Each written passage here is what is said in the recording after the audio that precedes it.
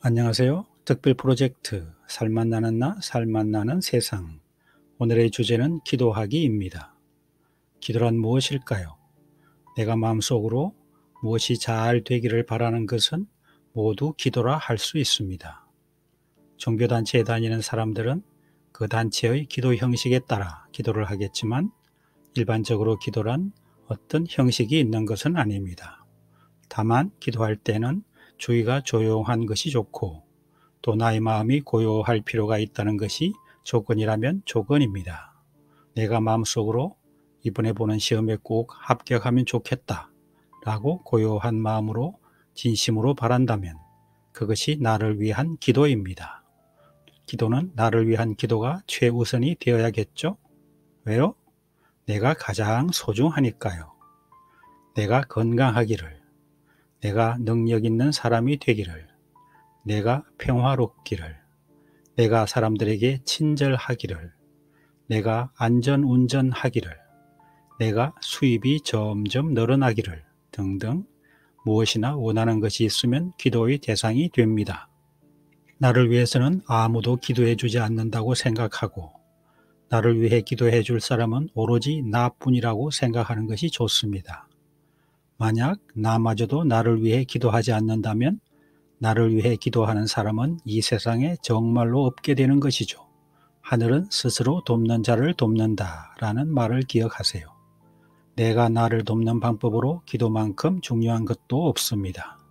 감사하기 주제에서 이미 언급한 적 있습니다만 감사의 기도는 정말 중요한 내용입니다. 유명한 영성가인 마이스터 에크하르트란 분이 만약 평생토록 한 기도가 감사합니다 뿐이더라도 그것으로 충분하다고 했다고 하죠.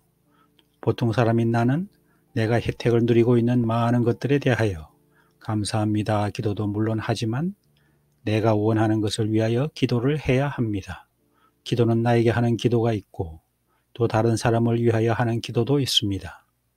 어머니들은 본인보다 자식들을 위하여 정말 많은 기도를 하죠. 그리고 내가 잘 되려면 반드시 다른 사람도 잘 되라고 마음을 열어놓아야 합니다. 이렇게만 해도 대단한 것이고 거기다 기도까지 한다면 이것은 적극적인 행위가 됩니다.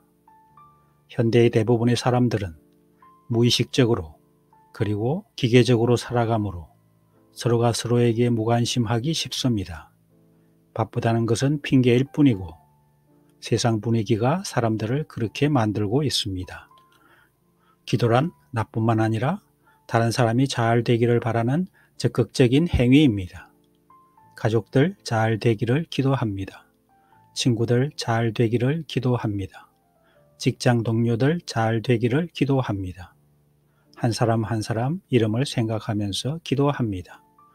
알고 있는 사람 중에 건강이 좋지 않거나 특별히 어려운 상황에 있는 분이 있다면 잊지 말고 기도해 주기 바랍니다. 내가 진심으로 보내는 선한 에너지는 분명히 선한 작용을 합니다.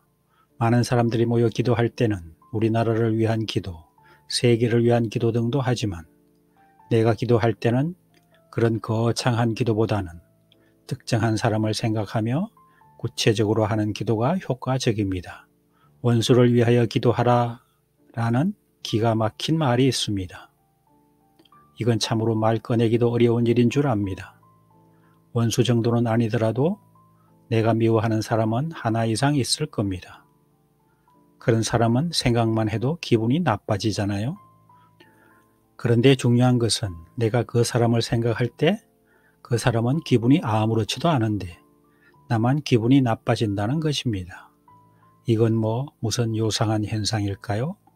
미워하는 사람을 위하여 기도하라고 하면 그건 죽어도 못한다는 사람이 대부분일 겁니다. 내가 무슨 할 일이 없다고 생각하기도 싫은 놈이 잘 되기를 기도합니까? 하겠죠. 이건 정말 직접 해봐야 합니다. 처음에 억지로라도 형식적으로라도 해보면 첫째는 내 마음이 편안해짐을 느낍니다. 내 마음에 미워하는 감정이 누그러지면서 예전에는 그 사람 생각만 해도 열이 뻗쳐 올랐지만 기도를 하다 보면 기분이 괜찮아집니다. 그러니까 내가 미워하는 사람을 위하여 기도하면 최우선적으로 내가 그 혜택을 받습니다. 그래도 마음이 내키지 않는다면 어쩔 수 없지만 다음에라도 제 말이 기억나면 한번 해보시기 바랍니다. 우리가 사는 지구에는 미움의 감정이 곳곳에 깊숙이 배어 있습니다. 국가 간, 민족 간, 종교 간, 가족 간, 사람들 간에, 그리고 정치 집단 간은 말할 것도 없죠. 넓게 생각하지 않더라도 나는 누구를 미워하는지 한 번쯤 생각해 보시면 좋겠습니다. 주는 것이 곧 받는 것이라는 지혜의 말도 있습니다. 내가 선한 마음을 베풀면 반드시 나에게 선한 마음이 돌아옵니다. 이런 것을 어려운 말로 부메랑 효과다, 작용, 반작용의 법칙이라고도 합니다. 사람은 반응적 존재와 영향을 주는 존재로 나눌 수 있습니다.